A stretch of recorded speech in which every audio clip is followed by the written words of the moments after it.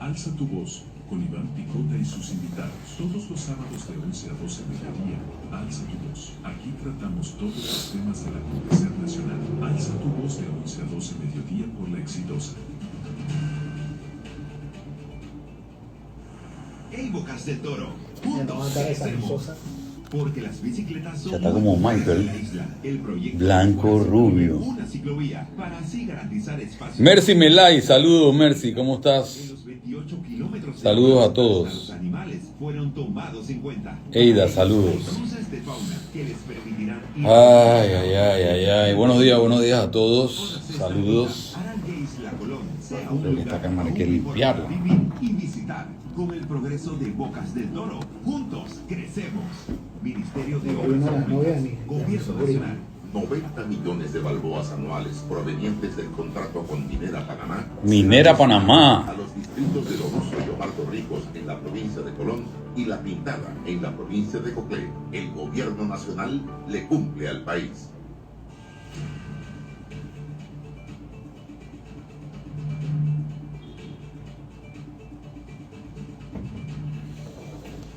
Buenos días, muy buenos días, mi querido Panamá. Arrancamos otro sábado más de Alza tu voz, porque un día seguro. Seguro que es un gran día. Ay, Néstor. Néstor estaba el sábado pasado en otro combate. Sí, totalmente.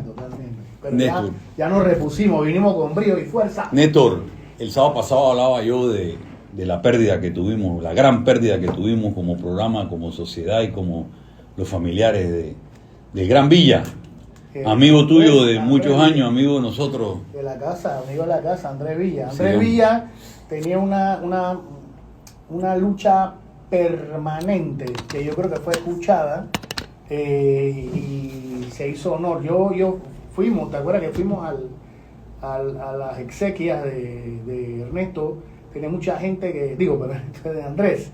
Tenía mucha gente que lo quería. Bastante gente. Mucha gente que lo respetaba, porque realmente era una persona que reivindicó. Y ahora que tenemos a los invitados, una persona que reivindicó, por ejemplo, los derechos de un prócer que venía de Arrabal. ¿Quién era el prócer que siempre mencionaba Andrés Villa? El único prócer de Arrabal que teníamos de los extramuros. El único prócer del Arrabal. Profesora, bienvenida. ¿Cómo está, estimado? Profesora, me está mucho gusto. ¿Cómo está? Bien, hombre, estamos al aire, así que a buena hora. El único prócer de Arrabal que era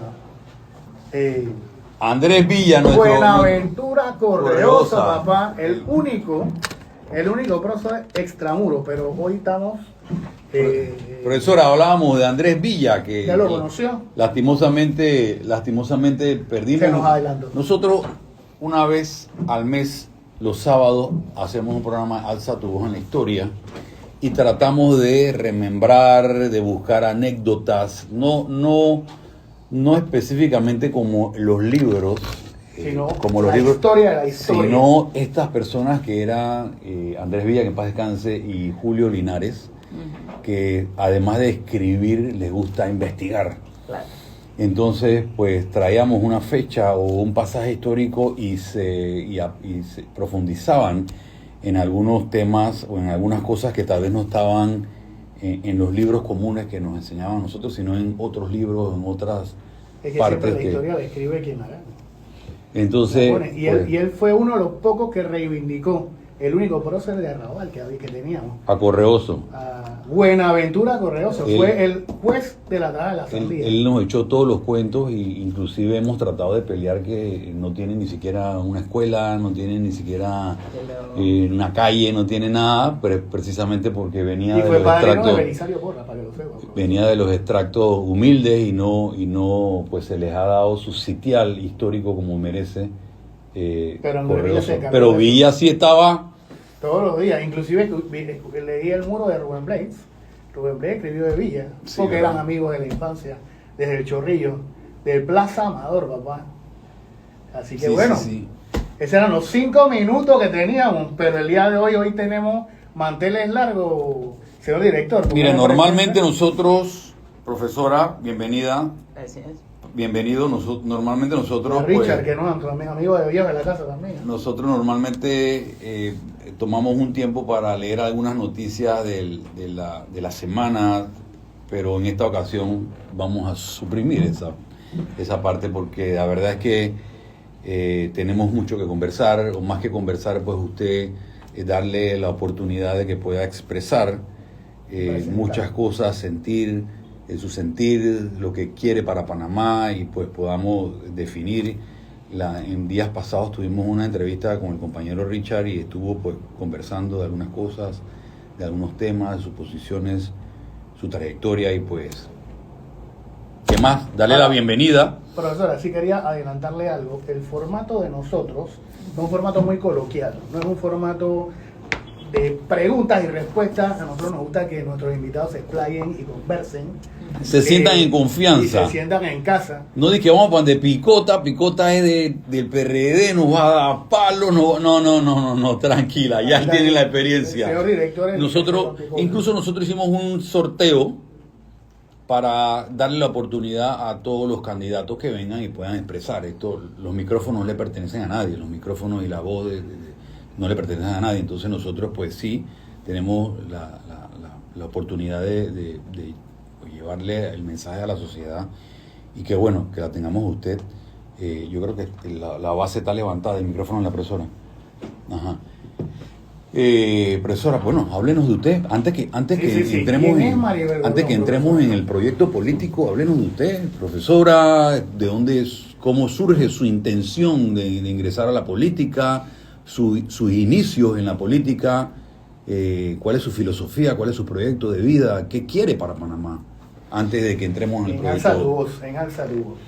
Buenos días, gracias por la invitación al programa Alza tu Voz. Me gustaría hacer un comentario sobre lo que estaban platicando ustedes hace un momento. Hay un panameño, existió un panameño, historiador, Elbert Nelson, que dijo: Nelson, la historia hay que reescribirla. Total. Y hay que reescribirla desde el lugar de los protagonistas, aquellos que sacrificaron su vida y que son marginados, de los que se supone creen ser los ganadores, triunfadores de las luchas, cuando la realidad histórica es otra. Y en su largo peregrinar hizo algunas reivindicaciones, la de Victoriano Lorenzo, por supuesto, y la de las mujeres en la lucha.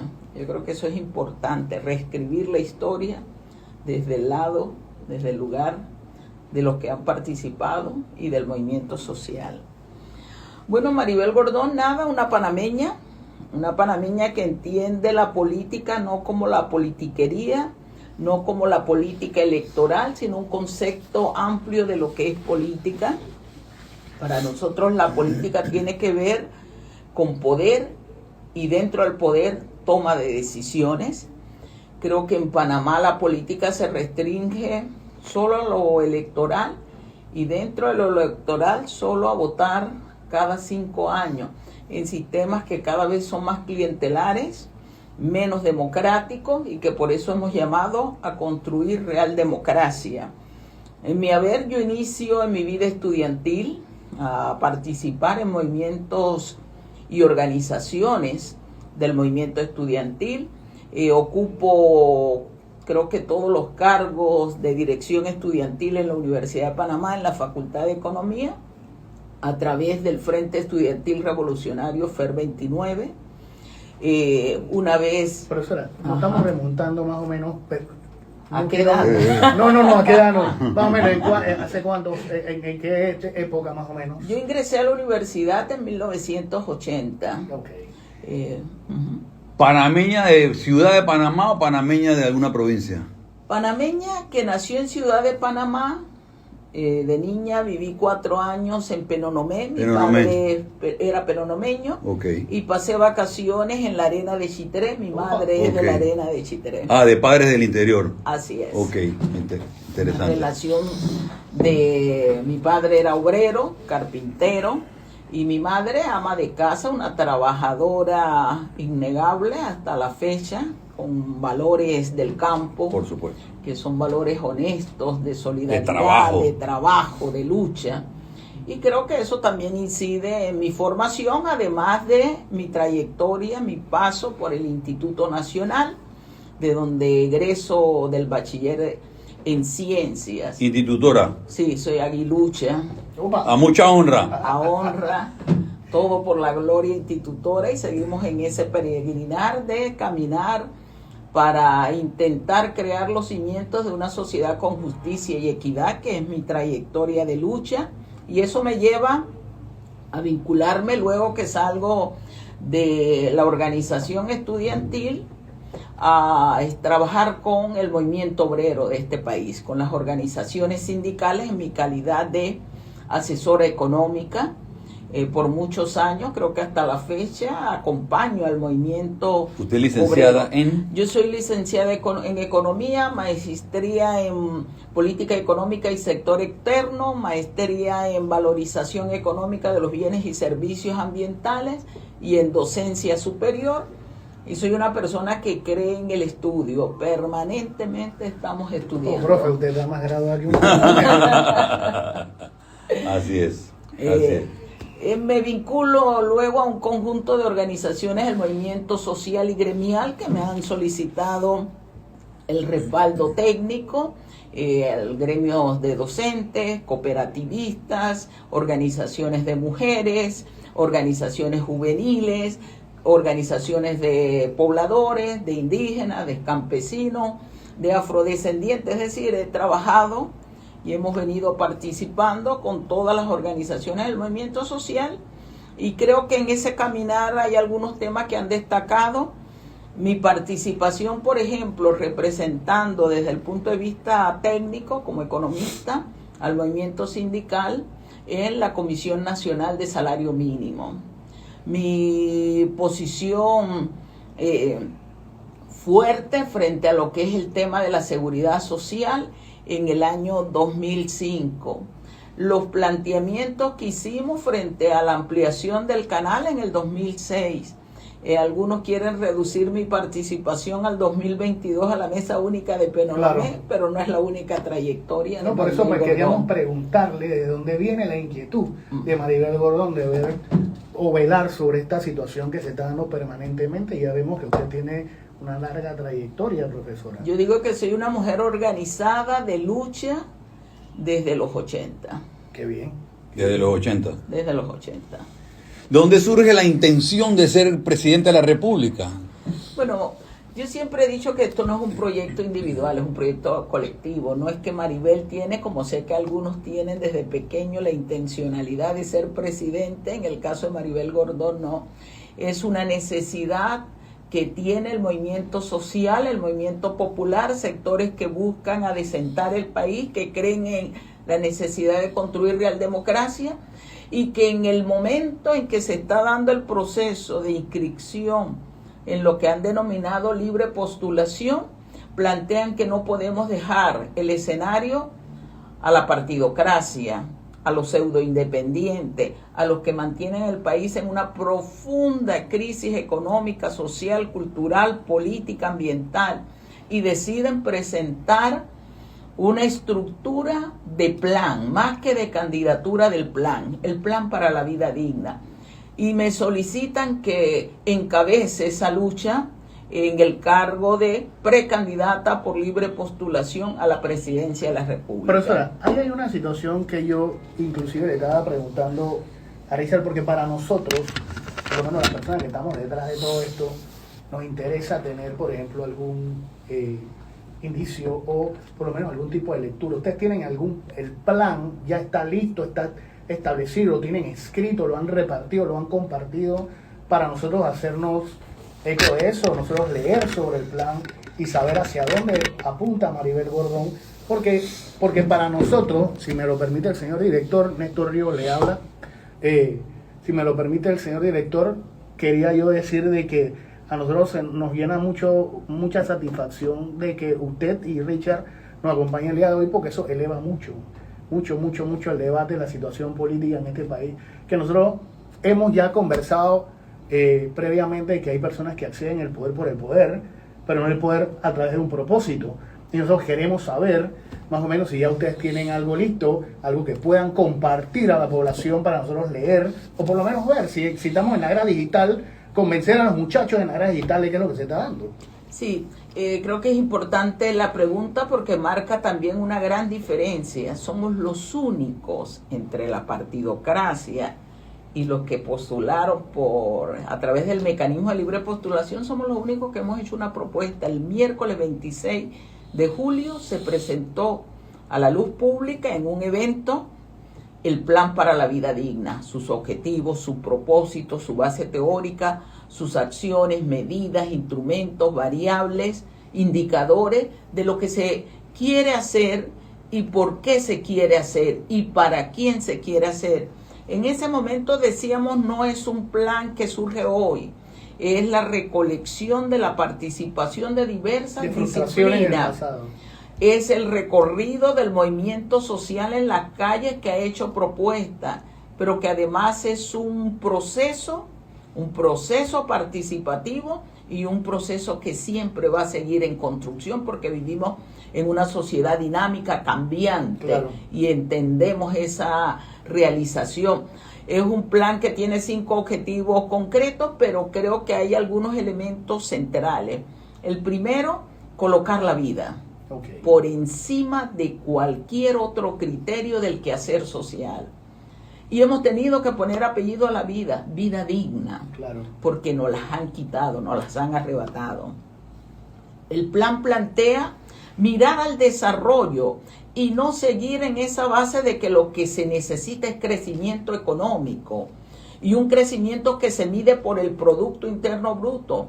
En Panamá concentrado, pocas regiones, pocas actividades y pocas manos. A nivel internacional se cuestiona el indicador PIB para medir la dinámica económica. Nosotros estamos hablando de bienestar, de desarrollo económico, que implica crecimiento, sí, pero que también implica calidad de vida. No es posible que Panamá siga creciendo en pobreza, sin desarrollo, que nos coloca en el 6º lugar a nivel mundial con la peor distribución, 2º a nivel de América Latina. Este es un país rico con pobres y hay que cambiar ese rumbo. Hemos dicho hay que regresar, hay que recuperar la base productiva de este país. Estoy hablando del sector agropecuario, el sector industrial y el sector agroindustrial. Son sectores que han sido abandonados. La economía panameña es profundamente hipertrofiada, profundamente rentista, transitista. Y cuando uno se pregunta a quién responde el sector servicio-comercio, no tenemos una espalda a nivel de la economía nacional. Entonces respondemos a los intereses de grupos externos, a economías externas, y creo que es hora de que uno de nuestros recursos, no el principal, porque el principal recurso de cualquier país son los seres humanos, pero la posición geográfica juegue a favor del interés nacional y social. Es otro de los elementos que hemos señalado como base del quehacer. Hemos planteado la necesidad de crear alimentos sanos a precio justo, con una nueva relación entre productores y consumidores. Hay la necesidad urgente de desmantelar en este país la estructura de comercialización y distribución que es profundamente oligopólica y que mantiene los precios altos. Profesora, una pregunta que le quiero hacer. Lo que pasa es lo siguiente, quiero que nos explique a los oyentes realmente cuando usted establece una situación de tipo oligopólica, ¿a qué se refiere? ¿De qué se trata? En economía se habla de 2 tipos de mercados. Los mercados de competencia perfecta, ese que dicen que se basa en la ley de la oferta y la demanda, y que yo siempre he planteado que me den un ejemplo a nivel mundial donde existe ese mercado. Es una valoración filosófica utópica de un ideal. Lo que existen son mercados de competencia imperfecta, monopolios y oligopolios. ¿Qué significa un oligopolio? Que la estructura económica está en pocas manos, en pocas empresas, en poco sector productivo, pero con la suficiente capacidad para imponer los precios. Donde hay oligopolio, los precios son más altos. ¿Y eso quién lo determina? Eso lo ha determinado una estructura de política pública que se ha sustentado sobre la base de favorecer a un solo sector y al gran capital. Por eso es que nosotros hemos estado llamando y convocando a los sectores productivos a integrarse al Plan para la Vida Digna. Hemos llamado a integrarse al micro y pequeño productor y empresario que tiene intereses nacionales, que le conviene que la población, trabajadores, profesionales y demás, tengan poder adquisitivo, porque eso les permite a ellos la realización de su mercancía, es decir, la compra.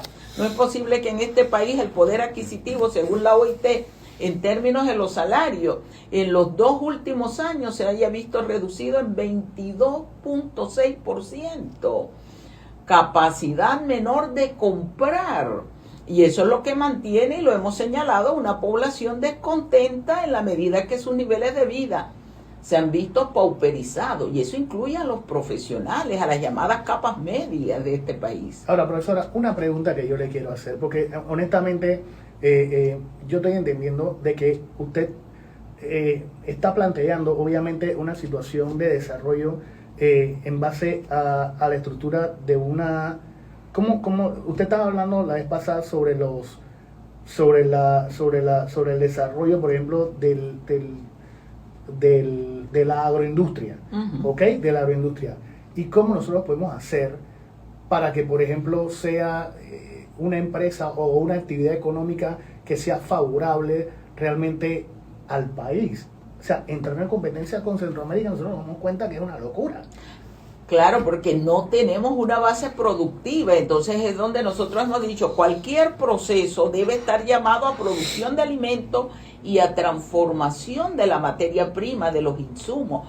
Tiene que haber una política desde el Estado en fomentar, en crear condiciones para poder desarrollarnos y regresar a capacidades de autoproducción, para después de ellos estar un proceso de intercambio del excedente en el marco de una economía de integración económica, donde se midan y miren las asimetrías entre los países. Yo creo que la integración económica, y así incluso lo ha planteado institucionalidades como la CEPAL, tienen que provenir de un proceso interno, de una mirada del qué hacer, cómo hacerlo y para quién hacerlo, para luego generar ese proceso amplio de discusión que resuelva las asimetrías, pero que nos permita entre los diversos países integrarnos, armonizarnos para gestar capacidades productivas y de intercambio en el conjunto de la economía mundial. Pero si nosotros como autónomos, como únicos competidores en eso, ¿cree que nosotros pudiéramos tener, por ejemplo, y usted perdone, ya que usted lo está mencionando, ¿cree que nosotros pudiéramos tener capacidad de competencia ante el apoyo que están recibiendo países centroamericanos en base a eso? Creo que el Estado tiene que generar apoyo. O comenzaríamos. Yo creo que en Panamá existe una base que ha sido desmontada, pero que hay que recuperar, que hay que levantar en función de lo que es producción de alimentos. Creo en la necesidad de establecer los mecanismos de cooperación internacional. Y creo que además Panamá presenta un valor agregado importante en este conjunto de la integración. Nuestra posición geográfica, en donde podemos establecer mecanismos de colaboración, de cooperación, de ayuda mutua con la región, por ejemplo, centroamericana. El problema es que los gobiernos aquí se sientan a favorecer intereses de unos sectores, de unas personas, de un empresariado y no una mirada nacional.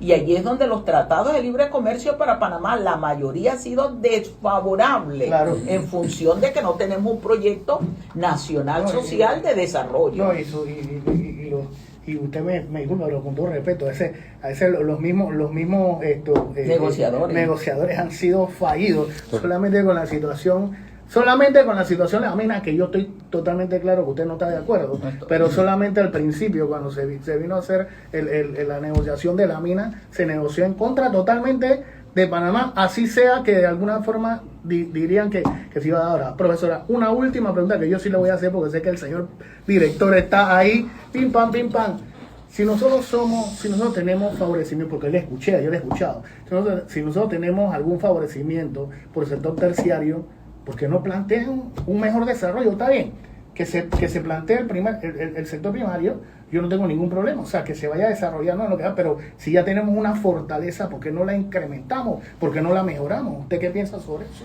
Fíjense, el ordenamiento real de cualquier economía siempre ha sido desarrollo del sector agropecuario, generar un excedente que me permita la transformación, es decir, irme al sector industrial. Esa fue la dinámica de los países europeos, y a partir de allí gestar una base de servicio-comercio. Yo creo que en el caso particular de Panamá, donde existe una base de servicio-comercio, lo que tenemos que hacer es que esa base se corresponda a un proyecto de desarrollo nacional. No estamos planteando abandonar algo que en teoría económica le llaman una ventaja relativa o competitiva. Lo que estamos planteando es incorporarla a los intereses nacionales y sociales. Hasta ahora, y me perdonan, ha sido divorciada, y por eso es que los economistas hablamos de que en Panamá hay hipertrofia. Hipertrofia significa desigual desarrollo de los sectores económicos. Profesora, para mí una decisión acertada. ¿Por qué Richard? Bueno, y ahora Richard nos va a decir por qué aceptó. ¿Por qué? Desde el conjunto del movimiento social, nosotros hemos hecho una propuesta que es colectiva y no individual. Una propuesta que es de un plan y no de figura, no de personas. En el escenario, sin embargo, electoral, usted tiene que llevar algunas caras visibles de un proyecto, quienes tengan capacidad, propuesta y una trayectoria. En el caso de Richard, que fue valorado por las organizaciones sociales, al igual que otros compañeros y compañeras. O sea, ellos entraron en una franca competencia. Es lo que quiere decir. Nosotros no creemos en la competencia porque la competencia está en el individualismo y nosotros estamos llamando a la solidaridad, a la participación plena, democrática de todos y todas, pero sí a valorar momentos. Richard representa una juventud hastiada en este país, de ser marginada, de ser utilizada, de ser empobrecida y que no se le considera en el momento de la toma de decisiones. Es un profesional además y ha venido caminando también en su historia en momentos coyunturales con las organizaciones profesionales, con el movimiento social, con un planteamiento de la necesidad de construir esta sociedad con justicia y equidad a la que aspiramos todos y todas. Y son parte de los criterios que asumimos para quien nos acompañara en el ejercicio del proceso electoral del 5 de mayo de 2024. Richard, ¿cuál es tu valoración para tomar la decisión de apoyar la propuesta de la profesora y de no solamente apoyarla, sino de montarte en ese barco difícil que es el llevar adelante una campaña con todos los atributos y las realidades que se viven en Panamá, como bien ha apuntado la profesora ya en algunos momentos? ¿Qué te lleva a tomar esa decisión? Yo diría que hay dos elementos fundamentales, ¿no? El primero tiene que ver con la persona de Maribel Gordón. Ella es una mujer que, como ha descrito aquí en el programa, tiene una trayectoria de lucha importante en el país desde los 80, una persona que ha demostrado con su propia experiencia de vida, sus convicciones, la firmeza de esas convicciones, de esos principios, de esa integridad, y a la vez que ha estado siempre del lado de los movimientos sociales del pueblo panameño en sus momentos más críticos, incluyendo el momento actual, esta situación de crisis que estamos viviendo en el país. Y es muy importante cuando uno va a participar en un proyecto, a apoyar una candidatura, tener la confianza, la seguridad, la certeza que es una persona que va a estar del lado de los intereses de este pueblo en las coyunturas que vengan.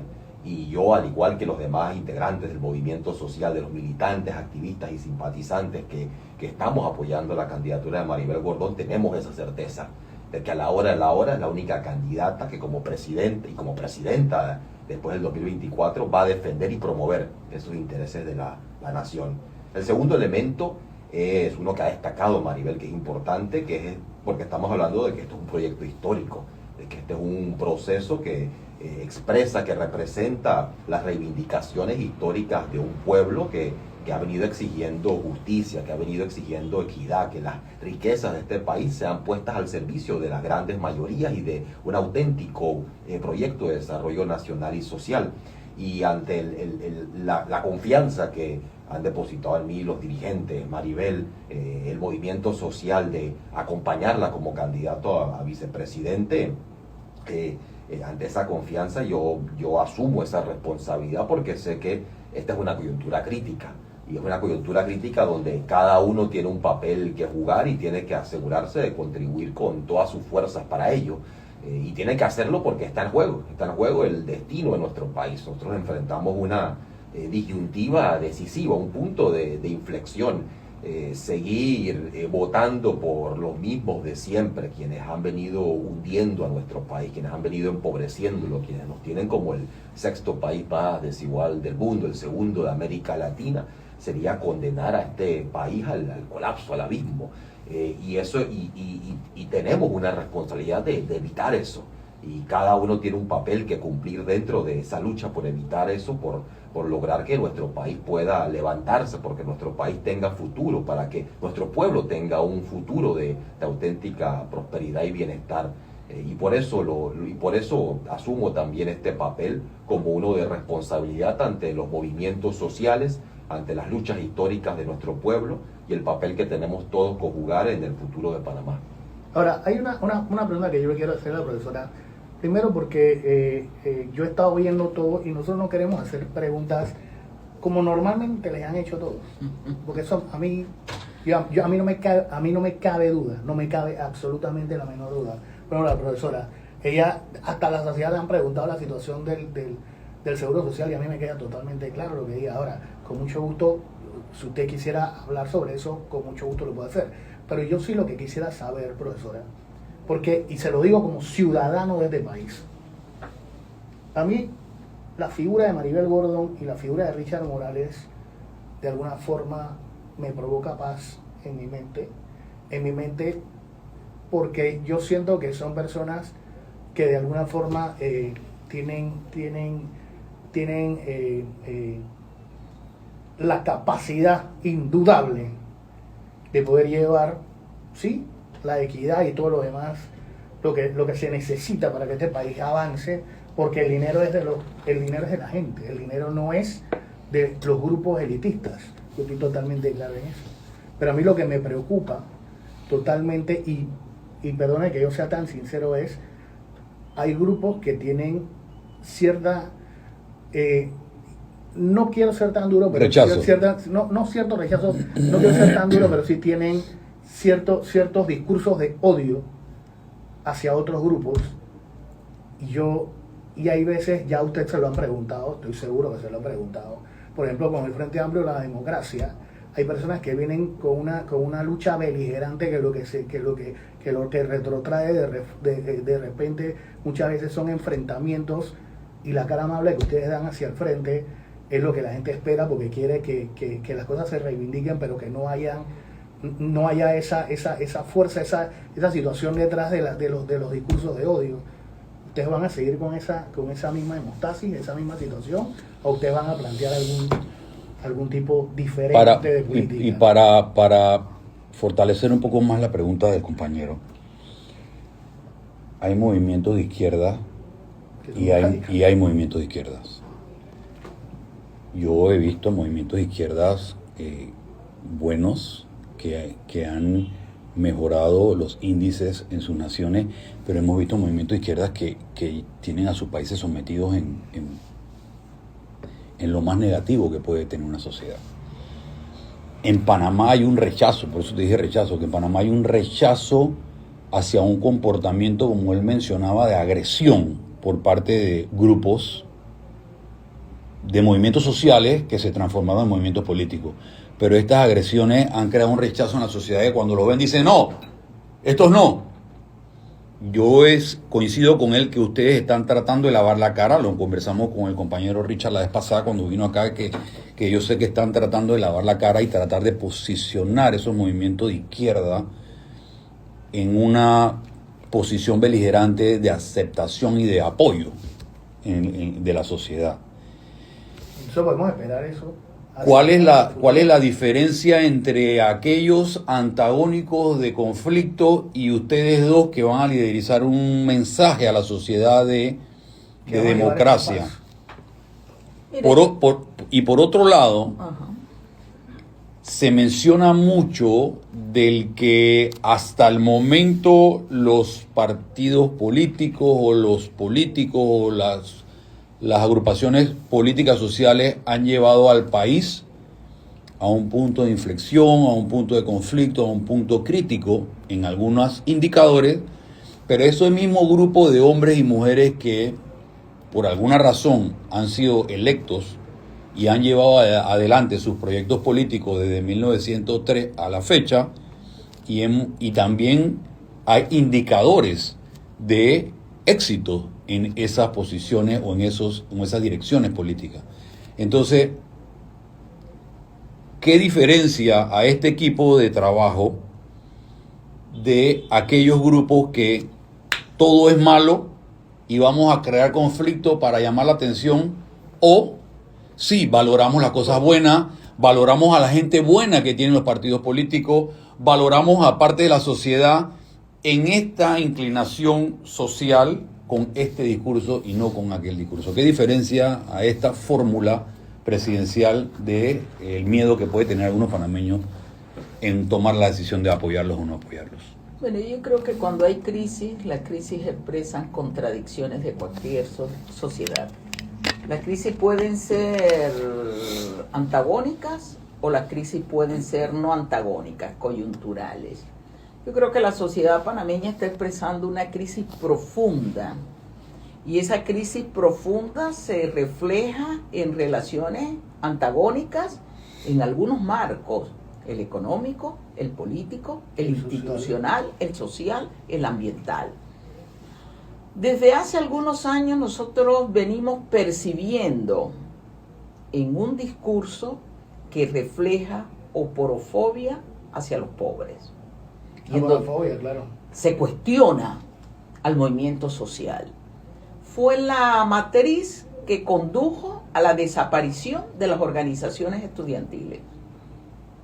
Una matriz orquestada, programada, planificada. Un movimiento estudiantil que en Panamá dio páginas gloriosas totales de lucha, de sacrificio, de dignidad. Pero se montó una matriz sobre el particular.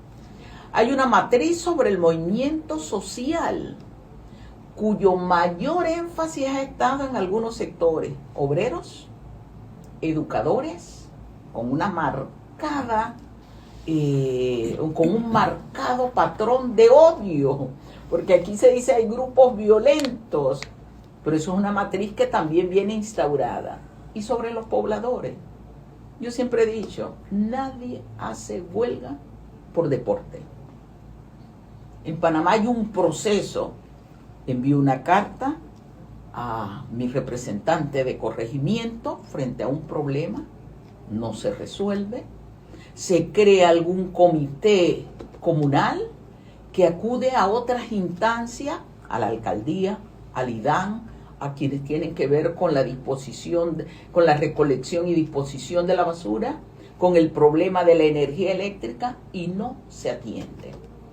Eso obliga a una población a irse a las calles. No se hace por deporte. En el caso del sector obrero ocurre lo mismo. Despiden a un trabajador, despiden a varios trabajadores, no le pagan sus prestaciones, no le pagan sus salarios a tiempo, cotizan a la seguridad social y el empresario se queda 300 millones de deuda de la patronal, véase gobierno y empresa, pues también el gobierno. Y frente a ello, hacen uso de un instrumento que está legítimamente constituido en la base de los derechos humanos. Comenzamos a hablar de derechos de terceros. Caramba, se ha vulnerado flagrantemente y reiteradamente los derechos de algunos. Y hay una porofobia. Ayer estaba en un programa de radio y alguien habló de los individuos de una manera despectiva para referirse a dos dirigentes sindicales que son profesionales, al señor Genaro López y al señor Saúl Méndez. Y yo decía, ¿cuál es el pecado de Genaro y Saúl? Este país tiene un reglamento y una ley de salud y seguridad ocupacional por el Subtras. El país, no la construcción, no los trabajadores de la construcción. ¿Por qué eso no se dice? El sindicato de la construcción, y yo siempre he dicho, a mí no es que me corresponde hablar de ello, hace formación permanente y no solo sindical. Los compañeros que no tienen título de educación básica tienen los procesos y las oportunidades para sacarlo. Es un sindicato que tiene oficinas a nivel nacional. Tiene la mejor convención colectiva de América Latina. Y eso molesta. Con el caso de los educadores, aquí se expresó que por cuidado, dicen, con invertir en educación pública, porque puede afectar a la educación privada. Entonces hay una matriz sistemática en donde hay una subjetividad y sesgo para expresar lo que sucede en el país. ¿Qué vamos a hacer nosotros? Yo creo que los problemas se deben resolver desde las causas y no desde los efectos. Los acuerdos se deben cumplir. Este gobierno lo acusan todos los sectores, incluyendo los empresarios, de que firman acuerdos y no los cumple. Entonces hay manifestación porque se violentó un derecho. Se llega a supuestas mesas de diálogo, se firman acuerdos y resulta que después hay que volver a hacer huelga para que cumplan los acuerdos. Es el caso de la Mesa Única de Penonomé. Ninguno de los acuerdos se ha cumplido. Y esa no es solo la trayectoria de este gobierno, de los gobiernos que utilizan el diálogo, que debe ser un diálogo real. Y yo creo que la experiencia que vivimos el año pasado fue todo un ejemplo a la luz, a la cara de la población panameña. Yo puedo dar fe que en ese diálogo, que a veces nos sentábamos hasta las 3 de la mañana, la población panameña lo seguía, nos escribía, nos decía, díganle esto, propónganle esto. El pueblo, la población, la mayoría requiere de diálogos reales y de respuestas reales. Esa va a ser la diferencia. Es decir, ¿por qué hay manifestación, huelgas, paros, tranques? Porque no se atienden las necesidades fundamentales de vida. Y mientras eso no se entienda, que un gobierno está para generar rentabilidad social por encima de la financiera, porque la razón de ser de la empresa privada sí es financiera, la del Estado no. Pero ¿qué sucede? Los estados se comprometen, los estados no, los gobiernos, con los financiadores de sus campañas electorales. Y ahí está el gran problema que tenemos y que ha generado corrupción. Bueno, profesora, yo estoy totalmente de acuerdo con usted, porque este programa lo que sí tiene es que nosotros somos profundamente humanistas. Eso es importante. Para que sepa. Así es. Y además se llama Alza tu voz porque nosotros alzamos la voz de los grupos más vulnerables del país. Y no solamente me refiero a las mujeres, sino a todos los grupos que de alguna forma han sido vulnerados en sus situaciones, o que, por ejemplo, no cuentan con las herramientas que se necesitan para echar hacia adelante. Y lo que usted acaba de plantear es totalmente cierto. Hay que ver los programas desde las causas, Así es. pero neutralizar los efectos totalmente. Porque aquí, por ejemplo, nosotros, aquí el señor director del mismo programa es un hombre que tiene una cantidad o sea, por enfrentamientos que se han dado por situaciones de la vida. Cuando vino la invasión, él mismo recibió una serie de balazos encima de su cuerpo porque él defendió lo que tenía que defender en su momento. O sea, yo entiendo lo que es la situación de violencia. Yo me formé en Sudamérica, él se formó en Sudamérica de igual forma. A donde yo quiero llegar es que sí, yo entiendo toda esa situación y veo que usted, por ejemplo, está dando la cara y a nosotros nos complace ver que alguien nos está dando, pero nosotros no podríamos tolerar, por ejemplo, una situación más de algún engaño hacia el futuro, y no lo digo que lo haya hecho usted ni que lo diga usted, sino que en principio comencemos de una forma muy tranquila, muy hemostásica, muy de buena, y después desarrollemos el odio hacia otras personas o hacia otros grupos nacionales, porque lo que tenemos es que crear un sistema de armonía. Usted sabe, y me disculpa, profesora, de alguna forma, ¿quién planteaba un plan de la vida digna para su propio pueblo internamente? El mismo Hitler, a través de su lucha. Ellos plantearon una situación a través del nacionalsocialismo de los trabajadores de Alemania, que vivían excelentemente, pero al final nosotros vimos de qué se trataba su plan. ¿Por qué? Porque ellos estaban retomando una situación desde la Primera Guerra Mundial, cuando se vieron totalmente destruidas, y en una Segunda Guerra Mundial su plan era de expansionismo, y hay algo que es mucho peor que la corrupción en este país, que es el odio a sus semejantes, y es lo que nosotros no quisiéramos de alguna forma que se vea. Y yo con todo el respeto le digo que para mí es un placer siempre tenerla, pero es lo que queríamos expresar, porque yo soy un ciudadano de este país que no es de cuna de dinero, pero sí ve que nosotros necesitamos tener una armonía y no ver estos enfrentamientos. Yo he estado en diferentes tipos de países, o sea, yo he estado en muchos países alrededor del mundo, y me he dado cuenta, por ejemplo, en China, el sistema de ellos funciona, que es un sistema férreo y un sistema duro, pero el sistema de ellos funciona por cultura, no por política. Porque ellos se han creado y han visto el desarrollo social que han tenido, simple y sencillamente porque ellos han cooperado entre ellos y han hecho disciplinas de trabajo. Pero han comenzado a vivir en armonía, a pesar de que tienen políticas muy duras, en contra de cosas que están pasando. Entonces, yo se lo quería expresar. Sí. Pero la pregunta, además de eso, es, yo le he escuchado a usted en base a la situación esta de los jóvenes, ¿qué plan se tiene para que los jóvenes se puedan desarrollar? Hoy día yo veo asociaciones, por ejemplo, yo tengo un hijo de 18 años que tiene una asociación de debate. Sí. Y esos muchachos hoy, sí, ellos hacen sus situaciones de debate y ven sus problemas sociales y ven sus situaciones, pero ya no confían en la política. ¿Qué pudiera hacer la profesora Maribel Gordon para retomar esos muchachos? Bueno, el concepto de vida digna va encaminado con otros. Sus orígenes están en la economía social. La economía social como propuesta surge en el siglo XIX, Claro. Cuando el sistema comienza a evidenciar que no es capaz de resolver los problemas de las necesidades fundamentales de los seres humanos. Entonces, a partir de ahí se han elaborado un conjunto de teorías. Nosotros, el planteamiento está como base teórica en lo que denominamos la economía para la vida. De allí viene nuestra propuesta.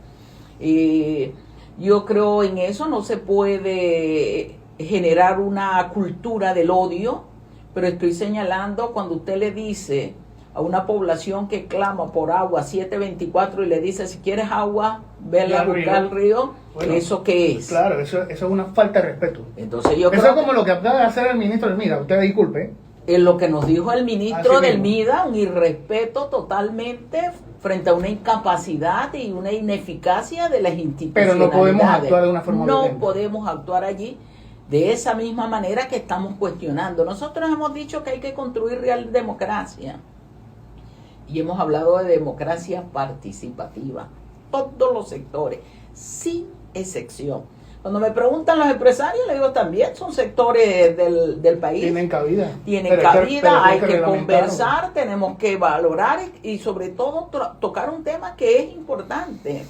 Este país no resiste que sigamos por el rumbo donde vamos, donde hay una exclusión profunda de las mayorías. Así Y yo es. siempre digo, incluyendo las capas medias y profesionales que están viendo deterioradas sus condiciones de vida. Frente a la juventud, yo soy, no me gusta hablar eso de especialista, pero es uno de mis estudios. Y tiene un especialista al lado. En política económica, los planes no se construyen diciendo, mira, voy a tenerte un plan a ti para la juventud, uno a ti como obrero, otro como mujer, sumo los Es planes integral. y digo es integral. Allí no hay integralidad. Ok. Entonces es uno de los errores.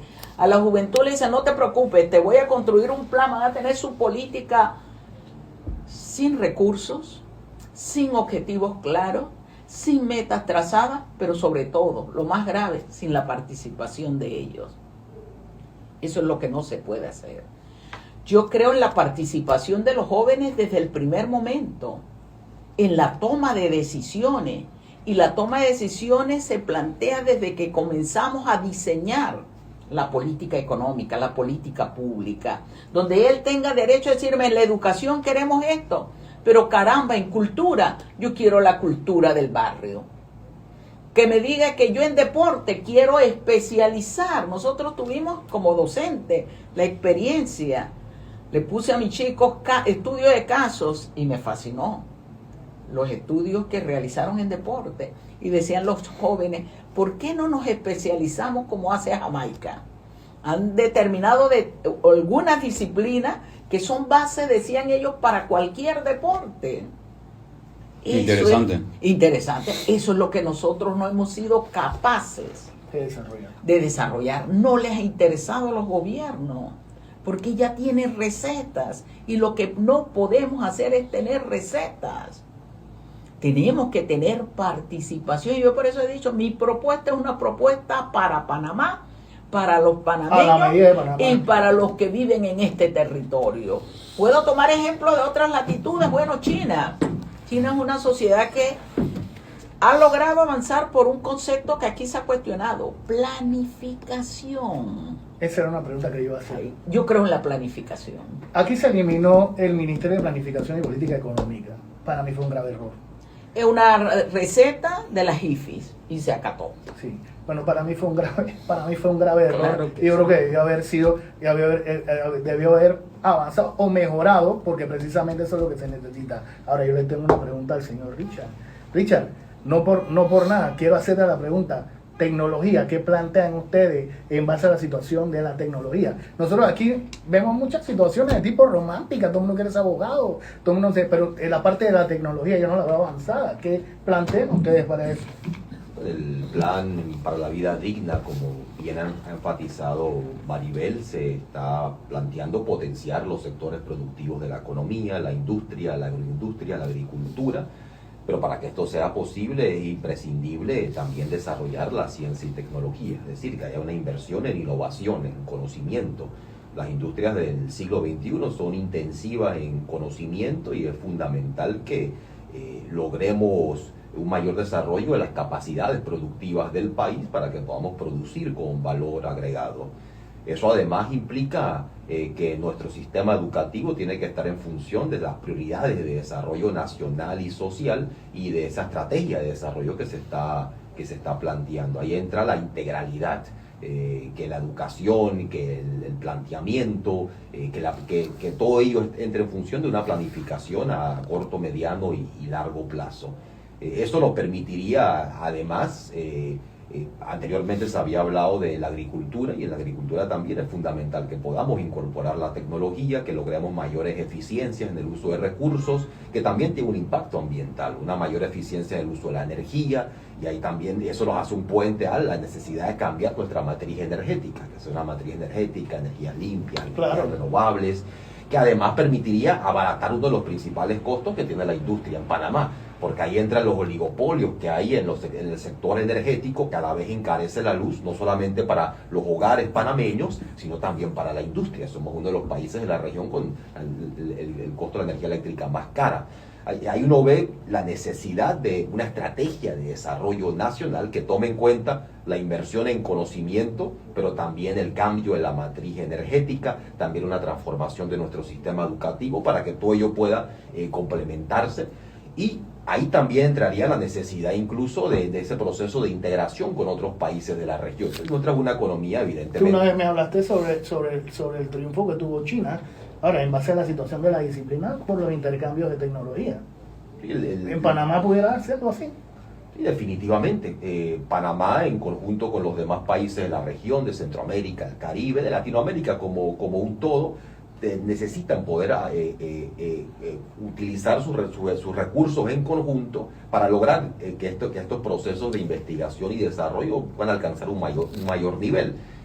No tendría sentido decir que Panamá por sí solo va a reinventar la rueda, pero en la medida que podamos complementar nuestros esfuerzos investigativos con los de otros países de la región, sin duda tendremos mayor capacidad de éxito. Y lo mismo sucede tanto en la industria, en el comercio, en la infraestructura, es decir, que haya esa mayor integración que nos permita mayor complementariedad, mayor cooperación, porque el enfoque no sería cómo va Panamá a competir contra Costa Rica o contra Ecuador o cualquier otro país, sino cómo podemos complementarnos para salir adelante juntos Y poder desarrollar poco a poco. porque además los países latinoamericanos enfrentamos retos comunes, es la región más desigual del mundo, limitadas actividades económicas, como ya se indicó aquí en el programa, la de Panamá en el sector terciario, en el servicio, en el comercio, lo que destacó Maribel. Otros países en la región es en exportación de bienes primarios, de petróleo, de alimentos, etcétera. Y ahí es importante eso, que podamos desarrollarnos en conjunto con nuestros vecinos, con nuestras repúblicas hermanas, ¿no? Y uno de los éxitos de China efectivamente fue... Tú hablas de lo que están hablando del sistema de integración. De la integración Latinoamérica es fundamental, es un sitio donde hay avances, ¿no? No debe empezar de cero. Aquí en el 2015 se declaró que América Latina debería ser una región para la paz, una región que está promoviendo la paz en nuestra región, la paz en el mundo entero. Eso es fundamental, incluso coincide con una vocación histórica de nuestro territorio que se puede remontar a Bolívar, a Justo Arosemena, el papel que puede jugar Panamá en el concierto de naciones. Pero si uno ve parte del éxito de China, sin duda ha sido apostar al conocimiento. Ellos inicialmente en los 70, en los 80 tenían programas de transferencia de conocimiento y eso posteriormente les permitió ya desarrollar conocimiento. Hoy en día son punteros en las altas tecnologías y han superado a Europa, Estados Unidos. Y son una potencia comercial. Una pregunta, profesora. ¿Izquierda o centroizquierda? Yo siempre he dicho que el centro no existe. Yo creo no equilibrio. El problema de centro como equilibrio es que yo tendría que decir, bueno, hay esto bueno en la derecha y esto bueno en la izquierda, y las bases ideológicas, teóricas y realidad concreta de proyectos no son compatibles. Entonces, a la gente a veces no le gusta definirse para quedar bien aquí y quedar mal acá. El eclecticismo no es funcional, se ha demostrado en todas partes del mundo. ¿Cuál es el punto? Aquí si usted piensa en bienestar humano, en atención de las necesidades fundamentales, en atención a una relación equilibrada seres humanos, naturaleza, usted es de izquierda.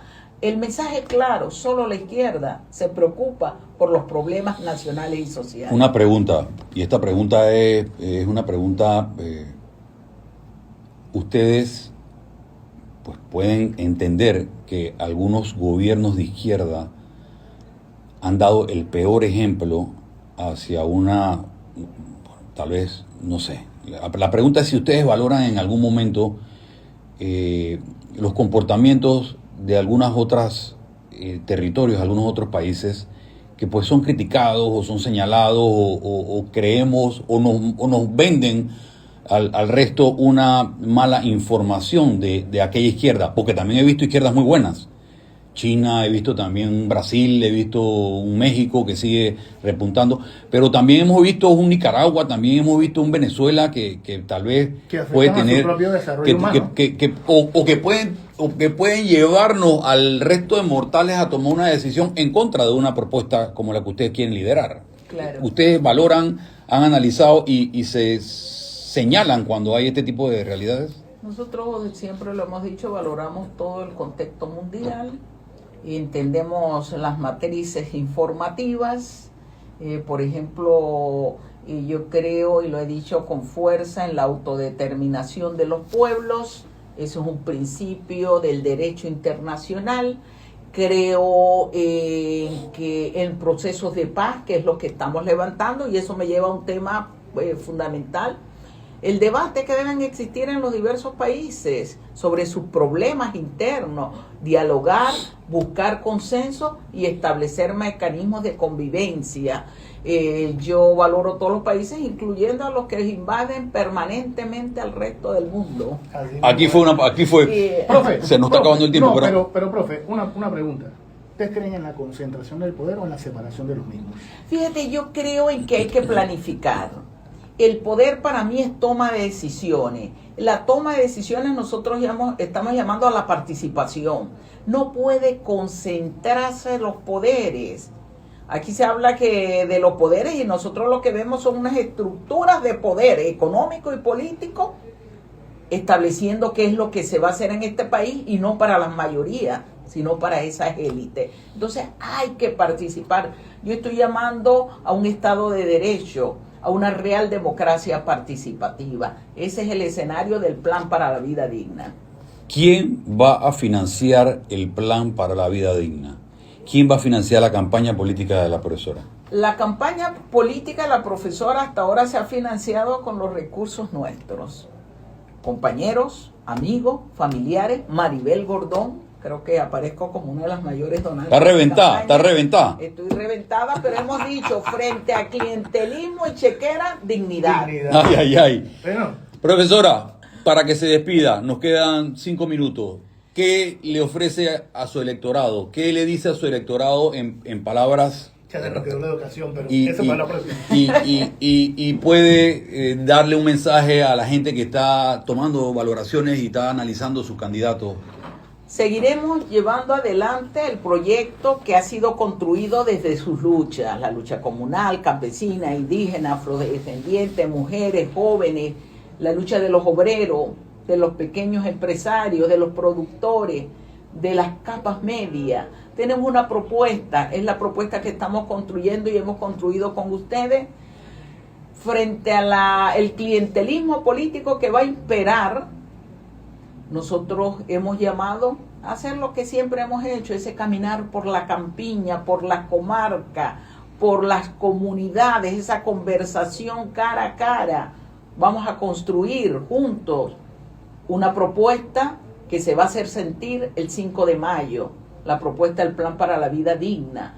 Y después del 5 de mayo, el 1 de julio, un modelo de política económica, de gobierno, centrada en Panamá, donde caben todos y todas, y por ende los invitamos a todos y todas a participar.